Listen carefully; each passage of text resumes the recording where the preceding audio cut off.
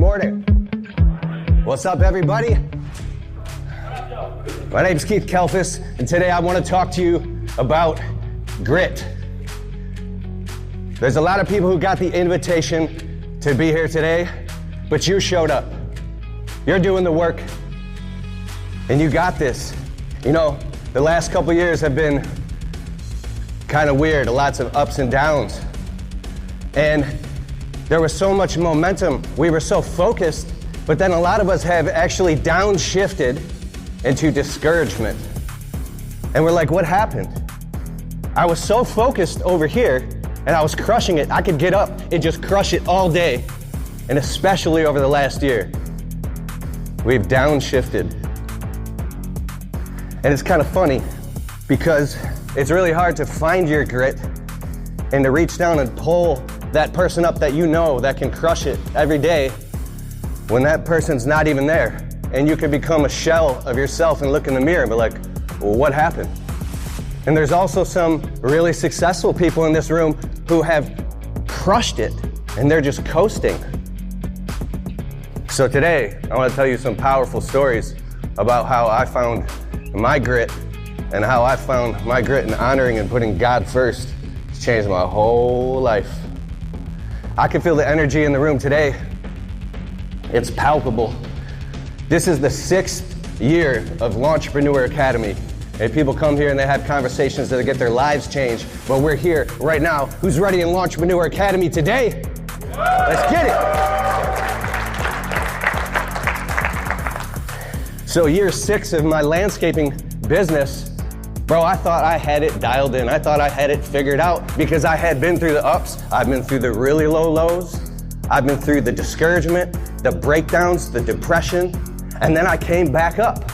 I've taken the online courses. I've been to the events around the country. I've read the books.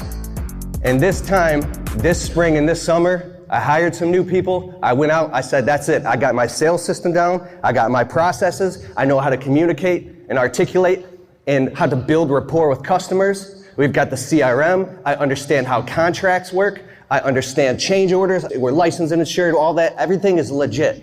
I'm like, bro, I'm bulletproof. I got this now because I want to take care of my family and take everything to the next level, right? You get to the point where you're sick and tired of your own story and you're just an effective executive.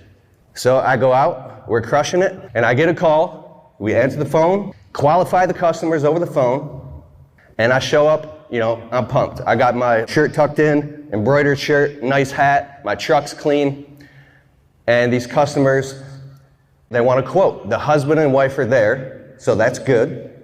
This is a good sign already. And I start walking around the property already with them, and I have good vibes immediately. I'm like, yes, I got this in the bag, right? Because I'm not showing up to just waste my time or their time. We're showing up to get a signature and a deposit check and book them. Let's go, right? So I walk around the property with these customers, and immediately I'm very, very calm, present, listening to them, describing their wants and needs. The entire property was completely overgrown, by the way. I mean, so much work needed to be done. Where there was garden beds with all the decorative stone, there's weeds growing through it, there's juniper shrubs come all the way out past the garden bed onto the grass. The crabapple trees are just looking crazy. The ornamental trees in front of the house, in front of the bay windows, they're touching and rubbing the house. I'm looking all over the place, and I see opportunities, I see money, and that's one of the things we talk about, how you can turn our average ticket job of $360 into $1,650. But we're trying to sell jobs at $4, $5, $6, $7 grand, because when you notice opportunities on people's properties, you're a servant and a good steward, you call that out. Hey, we can solve that problem for you. And they're like, oh, let's add that too, let's add that too. So they might call you for a $500 or $700 little job, and you can turn it into a $3,000 job in 15 minutes because they have a problem, you have the solution, sign here. It's pretty simple. When you're qualified and they see you're qualified, you have a professional website, like I did it all, right? So as I'm walking around the property with these customers, they're giving me good vibes and I'm saying all the right things. And I even like to do this thing, it's a tactical thing for some customers. If they're talking about something like, what about these boulders or rocks in the garden bed? I'll actually bend down and I'll start moving stuff and looking like, I'm not faking, I'm being for real. I'm looking at the weed barrier fabric and looking at the edging. I'm like, yeah, we can fix that. Do you want that done? And if I'm walking a property with a customer and they skip over a garden bed that they express that they want something fixed on, I'll say, well, 1 second, let's back up. If they want to go too quickly, I want to clarify this area. So do you want this done too? Like this or like this? And as I'm doing that and asking a lot of qualifying questions, they're going, oh, okay, this is the guy, right? And also expressing that my crew will come and we're just going to crush it. Like they don't have to worry about anything. So as I walk around the whole property, 360 degrees for about 50 minutes, we get back to the front of the property, and I got other quotes to be to. I'm busy, so if you hang out a little too long and you're just a little too relaxed, the customers are like, what's going on here? Is this guy busy? If you have this kind of almost extemporaneous, let's get it, let's go, they like that because they know you're busy and you're crushing it. So I have all that dialed in. I know this. So we get to the front of the property, and we're standing in front of the house, the garden beds. It's like a $700,000 house. And obviously these people are successful.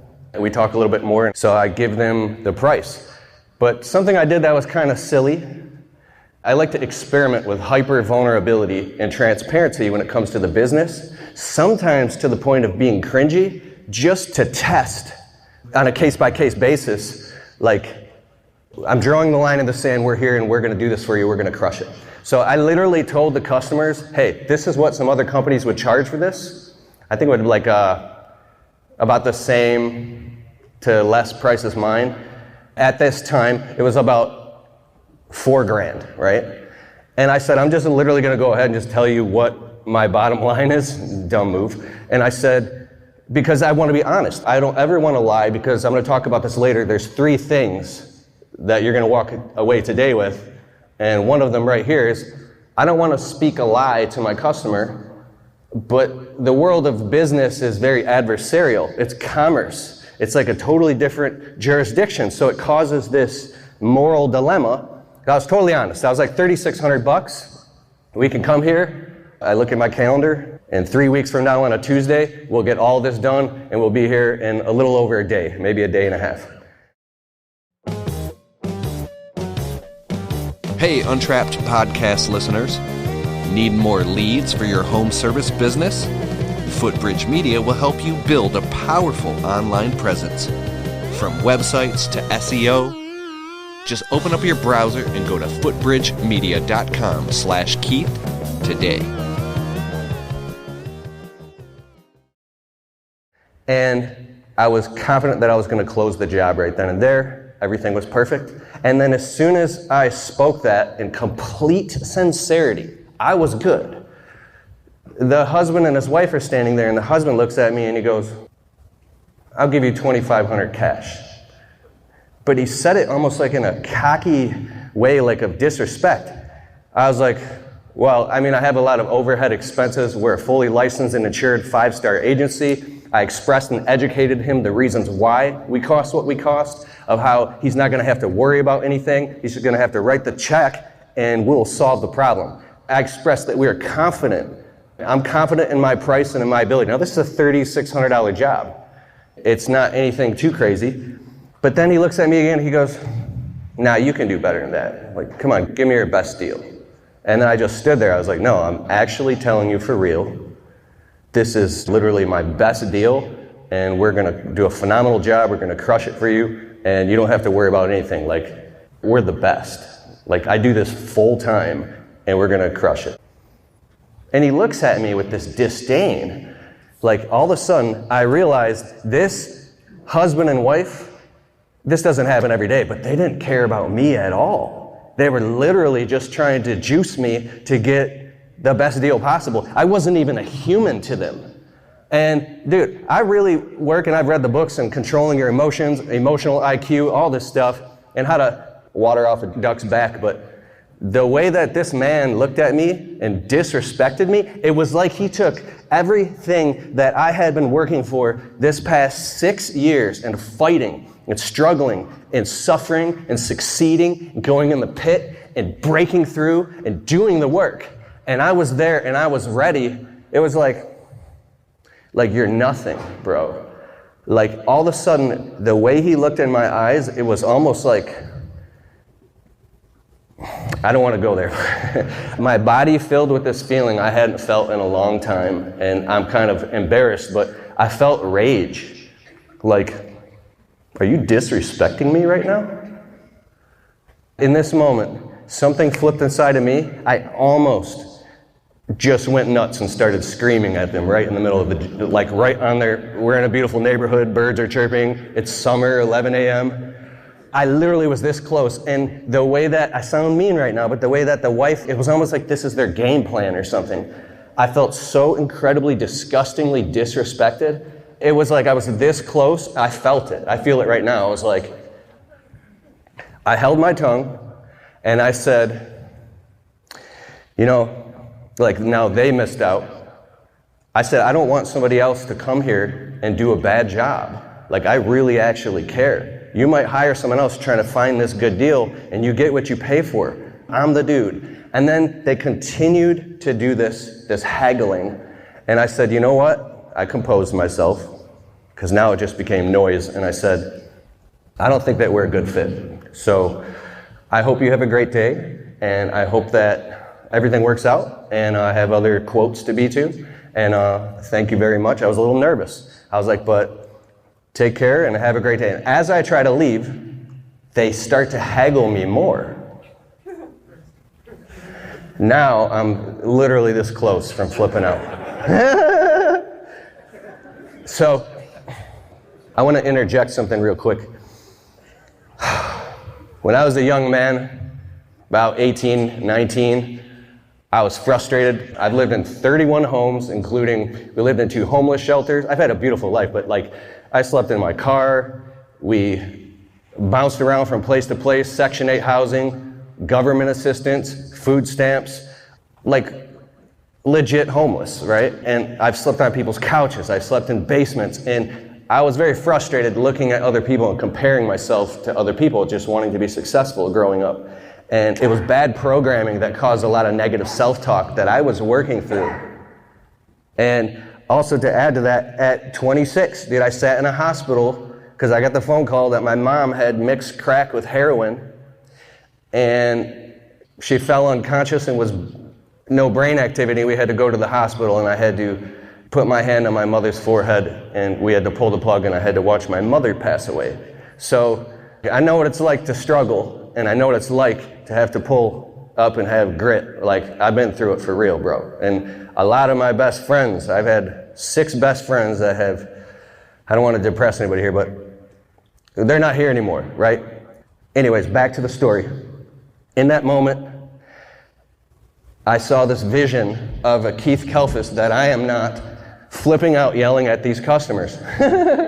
And we had a family reunion several years ago, and one of my cousins was there. I won't say any names, but he was younger than me, and he had lived the same life that I lived. And all right, I'll tell you.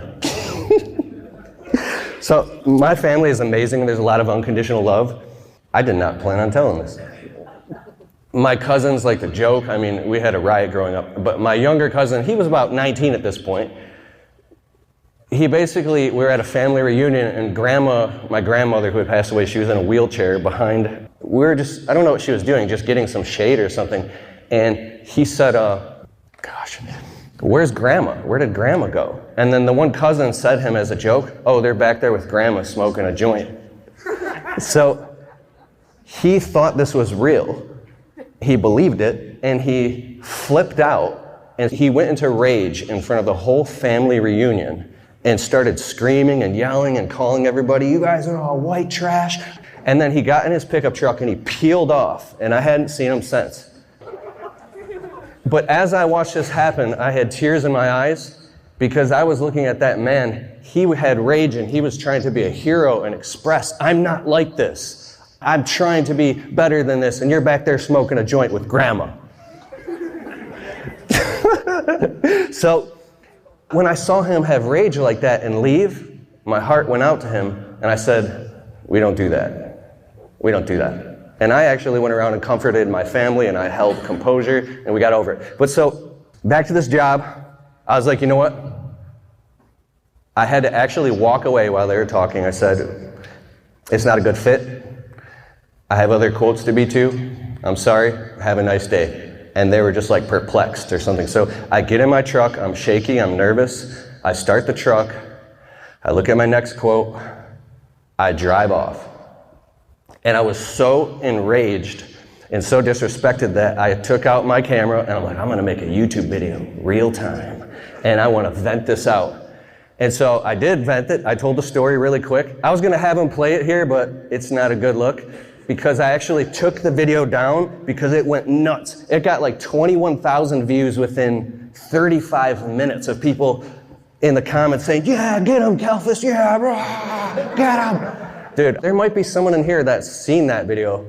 And like, I literally looked in the camera and I was like, don't you disrespect me. Don't you disrespect me. Like I was losing it. And I vented all that out, and I had to pull over in my truck because I was so pissed off, I was shaking, and I had to recompose myself because I had other quotes to be to. And I know that no matter what you're going through or how a customer treats you, it's never, ever, ever admissible or okay to have a negative energy with the next customer. It's not their fault. That might be a jackpot job, right? You have to maintain your composure and be responsible for the energy that you bring around people or in an environment. So I maintained my composure and I sat in my truck and I just meditated. And then I started to break down because of the discouragement came in.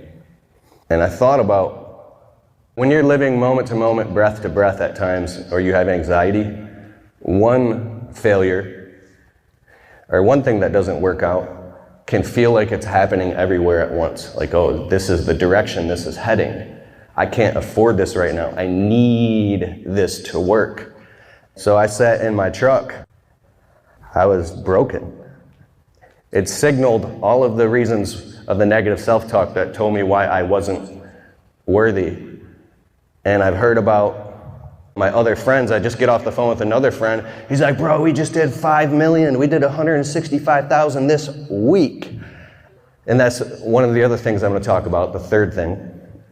So me going through this while hearing about other people crushing it was eating me alive. It was ripping me apart. I was in the pit, bro. So I got it together and I went to the next quote.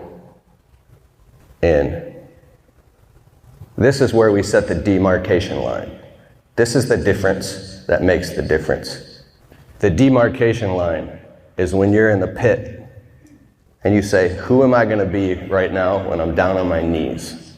Who am I going to praise when times aren't only good, but when times are bad? That's God, of course.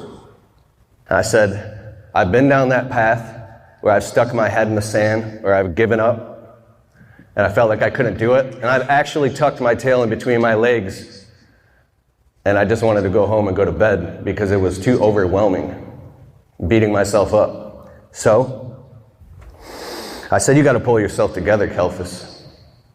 This is not it. Like, I know. So I said, you know what? I'm going to go crush it anyway. I'm going to go crush it anyway. I'm going to go close these next jobs, and I don't care what it takes, because this is who I am. So I go to the next quote, and husband and wife comes out again. But this time they're smiling, everything's fine. But my energy, what happened a few minutes ago or an hour ago, doesn't even matter. It's water under the bridge. Husband and wife come out, and instantly I build a rapport with them, and I'm talking with them, walking around their property. Again, everything on their property needs to be done, even more than the first one. Like I was talking about the garden beds and the rocks and stuff growing through. They had these huge arborvitaes that go around the pool. In Michigan, there's tons of pools with arborvitaes that are 28 feet high, and they all need to be trimmed. And if you have the proper tools and you have the work ethic, you can make a lot of money and do a lot of landscape redos, installs, rip out, redo garden beds. These people needed it all done. So as I'm walking around the property, very confident, I'm just listening, stopping, listening, and I said, we can do all of this for you. We can totally do this, we can crush it. And I asked qualifying questions, and the customer, he had the sense that he just knew that I was the right guy for the job. So with my grit and with my guts and my determination and with my confidence, I stood there and I said, you're looking at, it was like $16,500 right now, and we can come out here in 2 weeks on a Monday and get this thing started. And he looked at me, he goes, if I pay you an extra, I think it was 4 weeks out or 5 weeks out, we were really booked. He goes, if I pay you an extra $1,500, can you get out here a little sooner? I was like, well, let me look at my calendar. This doesn't happen often. So I look at my calendar, I'm like, it's gonna be tough, I don't know. Because when someone dangles money in front of you, you have to behave. Integrity comes first, it don't matter. So I say, well, that's really nice and I appreciate your consideration and your offer, but matter of fact. So we were able to come out there in 2 weeks on a Monday and start. We had some commercial property, we could just move it around. And we started it, and then there were some change orders and it was $19,500. Boom, sold on the spot in about 15, 20 minutes with a signature and a deposit credit card transacted through our CRM. If you're sick of wearing multiple different hats and you really need a CRM software to run your business on, look no further than Jobber. Jobber now uses the power of AI. It not only does the billing, invoicing, payment collection, follow up with your customers, ask them for positive 5-star reviews automatically after you've left the job, but it also collects tips from the customers if they want to leave a tip. You just turn on the button, ask customer for tip, and I'm getting like $160, $250. I even had a customer leave a $600 tip with Jobber tips. And with Jobber payments, it automatically gets put into your business checking account. Here's the cool part. Jobber's virtual receptionist is insane. It's an AI receptionist that answers the phone and talks to your customers like a real virtual person, takes down all their information, books a quote, whatever you need. This is the future. So if you're super excited about taking your business to the next level and taking one of these hats off, Jobber helps you do all the administrative function of your business so you can focus on what matters, taking care of your customers, making money. I'm a Jobber ambassador, so you can get a totally free 2-week trial of Jobber software and a huge discount with my exclusive link. Just open up your browser and go to getjobber.com/Kalfas. That's Kalfas.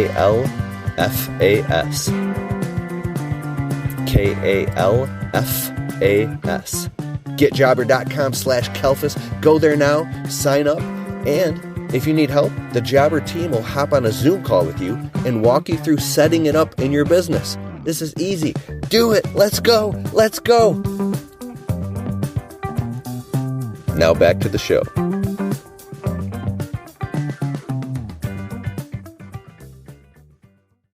And it was done right then and there, on the schedule, booked with a deposit check, and it was easy. I was like, boom, let's get it. So here's what I did. I walked around the property of the customer, and I want to actually tell you what was part of that job. Because when I give customers a quote, it's important to be very clear and express what's going to happen and how things are going to go. And this builds a lot of trust and actually alleviates tension and future tension if you're doing bigger landscaping jobs, right? So 1, whole property garden bed makeover. So I put this in item lines in full description inside of the CRM and send this to them. Trim all trees and shrubs on property as needed. And you can have a rule in there, everything up to 15 feet or something like that. so it's clear that you're not going to be trimming frickin' 80-foot tall poplar trees. But they didn't have that. 2, backyard. Trim all privacy arborvitae shrubs around backyard property line with 16-foot orchard ladder and pole extension trimmers, and clean all debris, including raking out and removing dead matter from underneath. So when you trim arborvitae shrubs, if you tell them you're gonna, yeah, we'll clean all it up, during the quote, you should stick a rake or get in there and look and see, because there might be, bro, there might be 20 years of stuff, and now your guys are bringing out tarp load, filling up an entire dump trailer of arborvitae trimming debris. So I'm very clear, and be very clear with the customer, and take your time. That's why you raise your prices, you can take your time, and make sure that that's very, very, very clear, and inspect everything. Always inspect what you expect. So the next thing is remove, prune, transplant any shrubs and perennial plants as needed. Dispose any overgrown or crowding plants. This is all built into the budget. Strip down all existing garden beds by removing old rocks, mulch, removing old fabric, if necessary, and regrade and reshape all garden bed edges. They didn't have a lot of garden beds in the back, but the garden beds in the front were kind of big, so it was priced accordingly. 6, install 136 linear feet of black metal edging with metal stakes around all front yard garden beds, including small garden island and front lawn. 7, install approximately 700 square feet of felt weed barrier fabric with metal staples in front garden beds, including small garden bed, island, and front lawn, and underneath all arborvitae beds around pool and side of house. This is what I typed while actually sitting in the truck. I said, hey, give me a little while. This could take me 30 minutes. I'm going to go sit in my truck.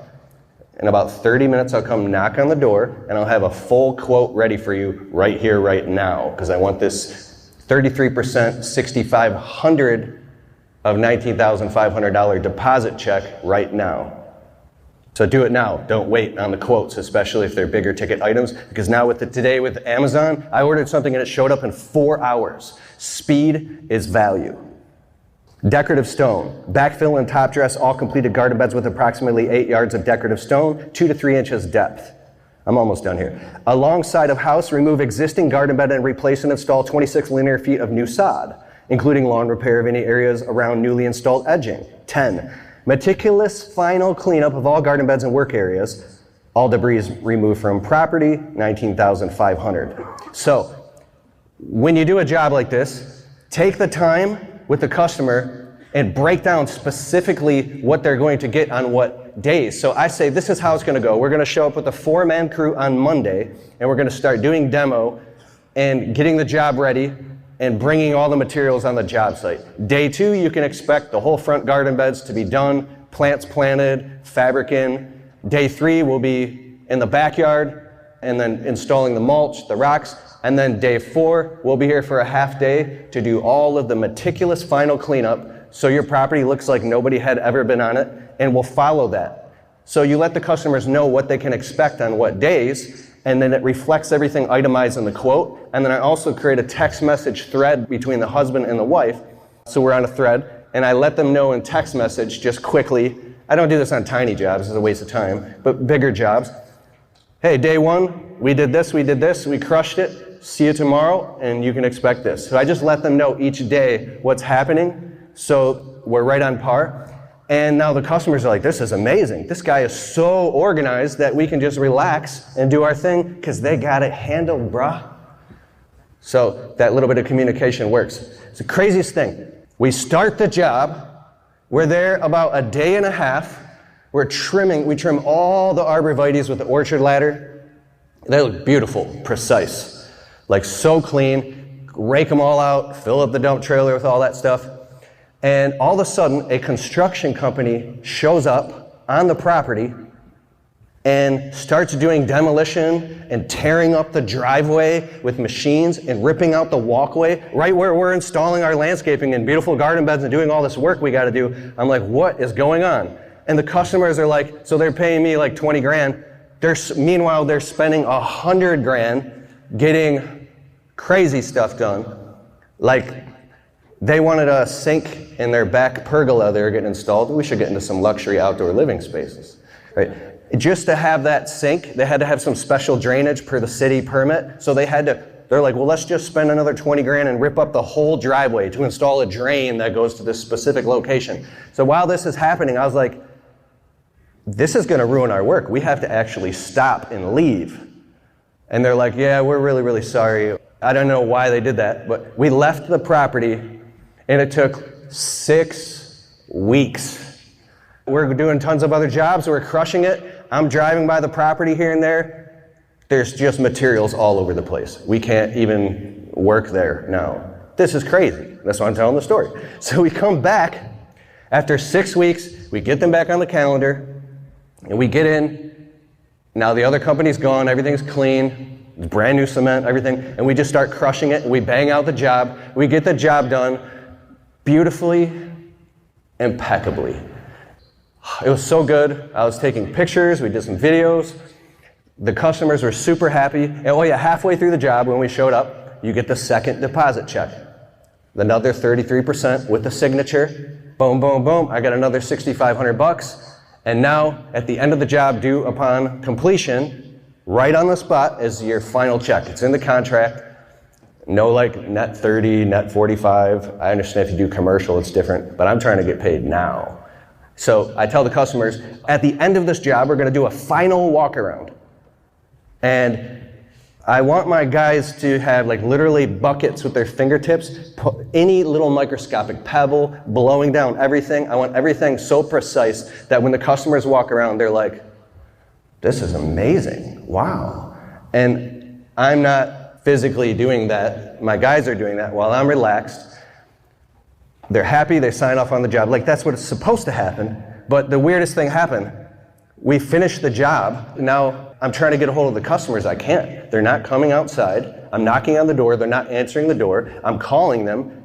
They're not picking up. So I text them. So when somebody owes me money, I'm not like crazy or anything, but I'm on top of it. If you don't pay me, you'll be getting a text every 24 hours. You'll be getting an email. You'll be getting reminders to the point where it's like, ugh. So I stay on top of that. We should do that. So I wait a day. My emotions start getting like this. I'm like, dude, that's $6,500. That's a big chunk of our profit. Why are they not responding? Okay, maybe something happened. Maybe they have a family issue. I don't know. You have to stay calm when somebody owes you money and not freak out. Stay calm because you will put gray hairs on your head by freaking out. I know this. Stay calm. Now a few more days goes by and they're not paying me. I'm calling them right now. I call them again. They pick up the phone and the husband and wife are in. They're driving. They have me on speakerphone. And I was like, hey, what's going on? It's Keith. We finished the job. You guys seem very happy. I just wanted to see if we can square up. And they were nervous. I'm like, what's going on?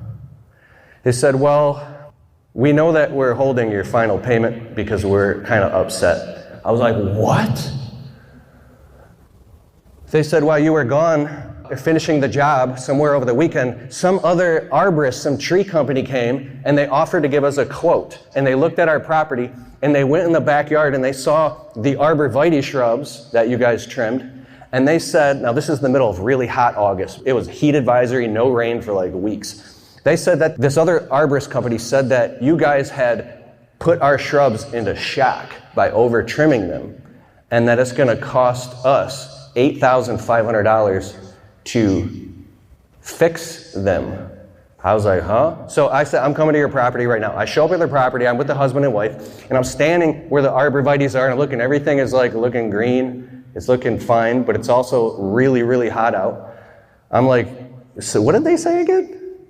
So they repeat it to me. I'm like, was this guy a certified arborist? They're like, we don't know. But they said that the only way to fix this is, these shrubs are 28 feet high, was to cut 12 feet off the shrubs, to bring a spider lift in the backyard and top the shrubs by 12 feet. And it's gonna be all this crazy work and it's the only way. And I'm looking at these people like, you kidding me, bro? Like, so I'm sitting here listening and they don't trust me all of a sudden. I thought we had trust. I say, wait a second.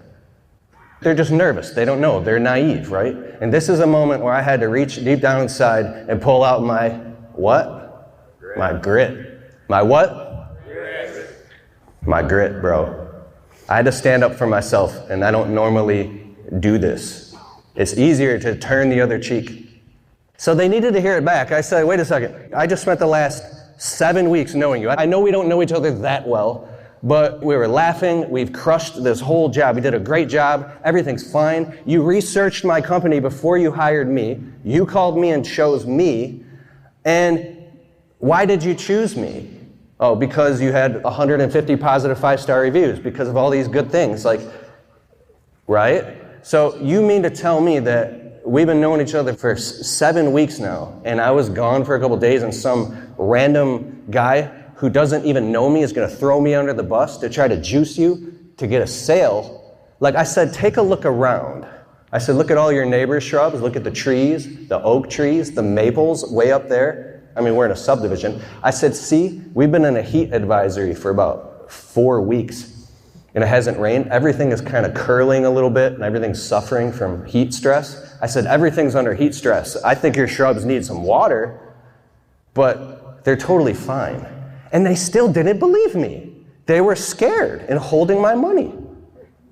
Then I did something that I had to do because I knew I was going to lose in that minute, and I was going to get straight up ganked.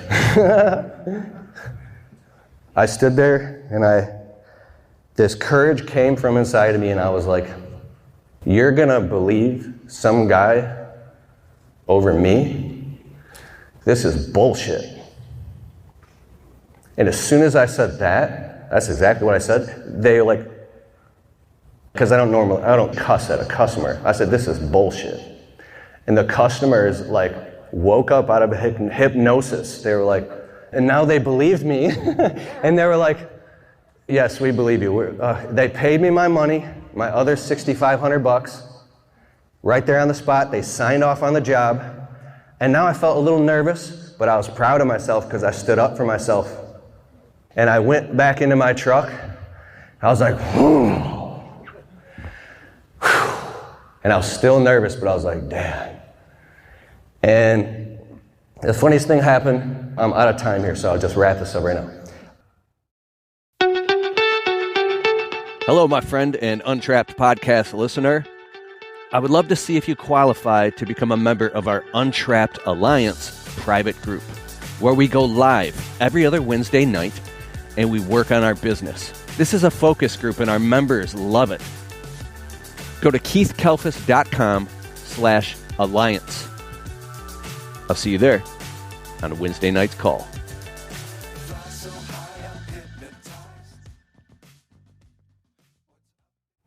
It was a few weeks later, I drive by, everything's still beautiful, the shrubs are fine, they're growing like crazy, they need to be trimmed again. But I'm in a restaurant with my wife on date night. We do date night every single Tuesday night without missing, no matter what. We put God first, we put our marriage first, bro. There's no other way to do it.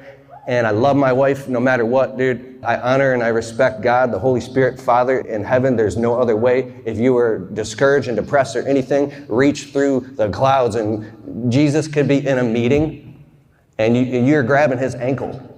Like, I need you right now, God. And if you do it with a contrite heart and a complete spirit of surrendering and say, you know what? I'm just going to give this a shot and 100% just surrender right now. And I pray for anybody in this audience who's going through anything, that any stronghold be broken off you right now in the name of Christ Jesus, right now. I mean it 100%. It is broken right now. It is broken. So I'm sitting in the restaurant with my wife, and I look across, and there's the husband and wife, my clients. They're just sitting there peacefully eating. And I was like, honey, those are the people.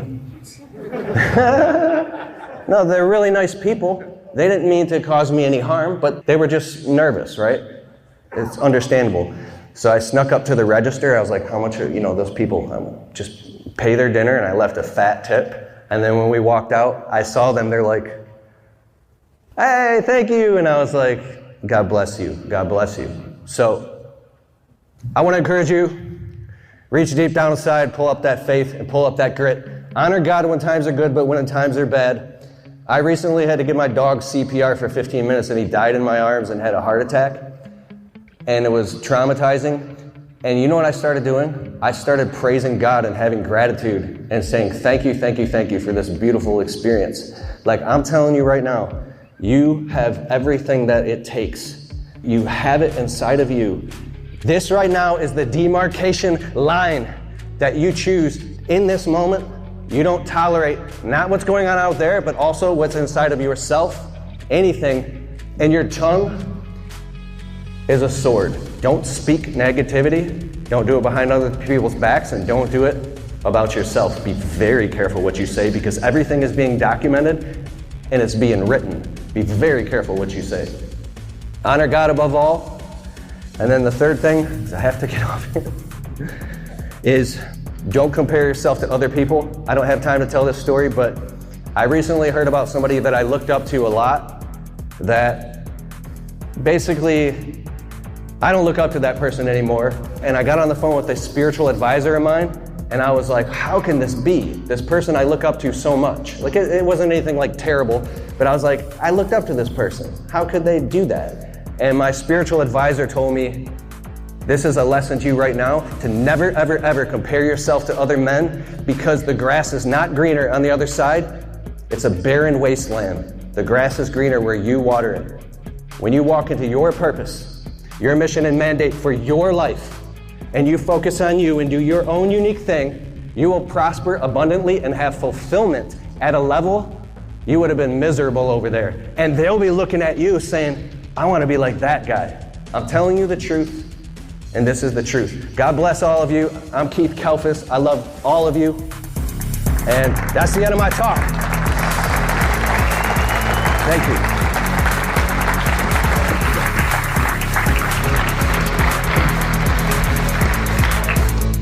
Yo, I just got off stage. I just want to say, when times are tough, you need to honor God and pull up and have that grit. Today's the demarcation line where you decide that you're changed. You got this. Peace.